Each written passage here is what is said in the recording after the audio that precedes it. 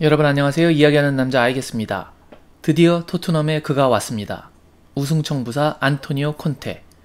현재 실력과 체력 그리고 정신적으로도 나락에 떨어져 있는 토트넘 선수들을 정신이 번쩍 나게 한 번에 휘어잡을 수 있는 감독. 어린 선수들을 서서히 키워나가는 스타일이 아니라 지금 당장 성과를 원하는 팀에 들어가 곧바로 뭔가를 보여주는 감독. 아마 현재 토트넘 팬들이 가장 원하는 감독이 아닐까 싶습니다. 성과를 낸 지 시간이 많이 흘렀죠? 물론 거기에는 여러 단점들도 상존합니다. 원하는 선수를 영입해줘야 하는 자금적인 문제, 보드진과의 불협화음을 통한 마찰은 기본. 하지만 다시는 보고 싶지 않은 유효슈팅 영예의 경기들을 넘어서 콘테의 화끈한 공격 축구를 볼 수 있다면 앞서 언급했던 단점들은 그냥 끌어안을 수 있는 것 같은 느낌입니다. 콘테를 대표하는 것은 백3죠. 3백으로 간다는 것은 수비적인 전형을 추구한다고 보일 수도 있지만 콘테의 3백은 단단한 수비를 바탕으로 선이 굵고 빠른 스타일로 득점력을 강화하는 스타일입니다. 그가 유벤투스의 지휘봉을 맡아 리그 우승컵을 들어올렸을 때 유벤투스의 득점은 68골로 리그 전체에서 2위였습니다. 그리고 실점은 20골로 리그 최저 실점. 그로 인해 득실차가 플러스 48로 타 클럽의 추종을 불허하며 우승을 일궈냈죠.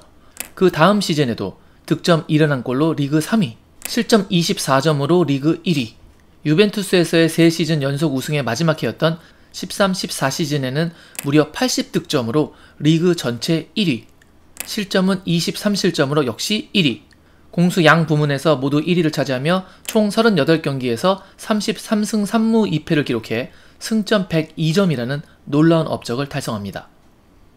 에이, 유벤투스는 원래 명문이니까 그런 거지 라고 생각하시는 분들도 계시겠지만 유벤투스는 콘테 부임 전 2시즌 연속 리그 7위를 할 정도로 상태가 좋지 않았습니다. 콘테는 첼시에 와서도 팀을 우승시켰습니다. 당시 리그 2위는 아쉽게도 포체티노의 토트넘이었죠. 이때의 콘테는 리그에서 무려 85득점을 기록했습니다. 이것보다 더 많은 골을 넣은 팀은 그 시즌 프리미어리그에서 단 한 팀밖에 없었습니다. 우리가 화끈한 공격 축구로 돌아가고 싶은 당시의 토트넘 뿐이었죠. 토트넘이 당시 콘테의 첼시보다 한 골을 더 넣어서 86골을 득점했네요. 그 다음 시즌의 콘테는 자신이 원하는 선수를 영입하지 못하고 선수단 그리고 구단과의 마찰을 빚으며 팀을 떠났고 다시 세리에 A로 돌아와 인테르를 맡으며 우승 청부사의 이력서에 자신의 이력 한 줄을 더 추가합니다. 이때도 여전히 득점력은 강했기 때문에 무려 89골을 득점하며 90골을 넣은 아탈란타에 이어 득점 리그 2위, 그리고 실점은 35골로 역시나 최소 실점을 기록하며 리그 1위.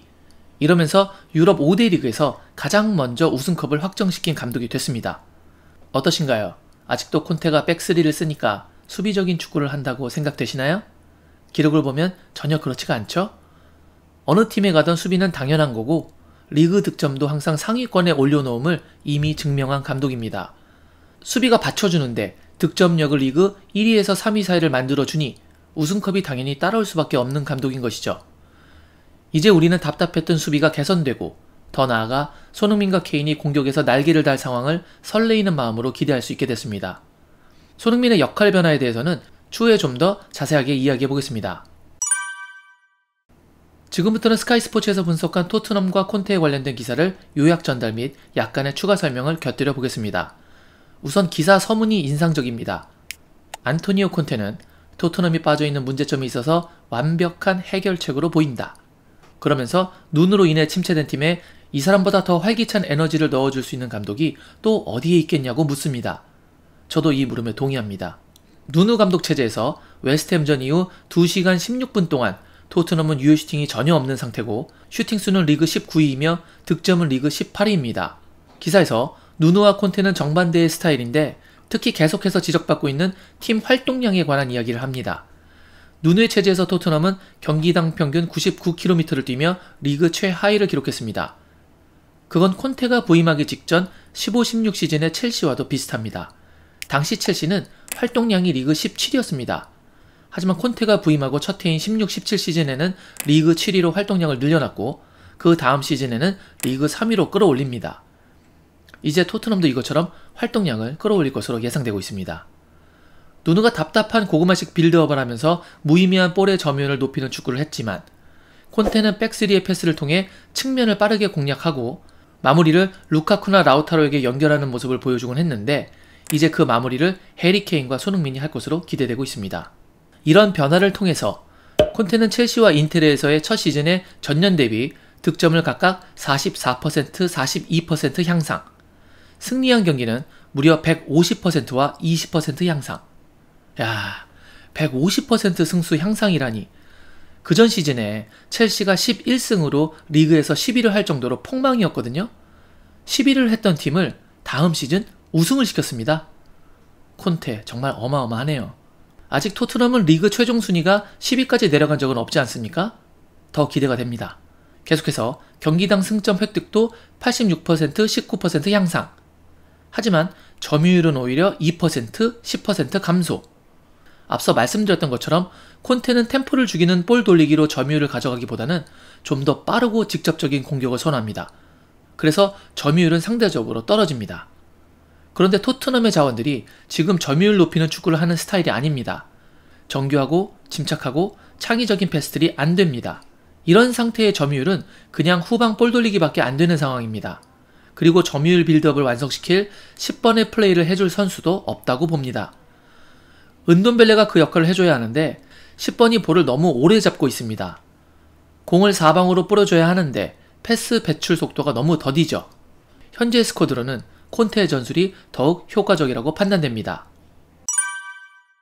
콘테는 지난 시즌 인텔에서 3-5-2 전술을 구사하며 최전방에서 로멜루 루카쿠와 라우타로 마르티네스의 파괴적인 공격력을 창출했습니다.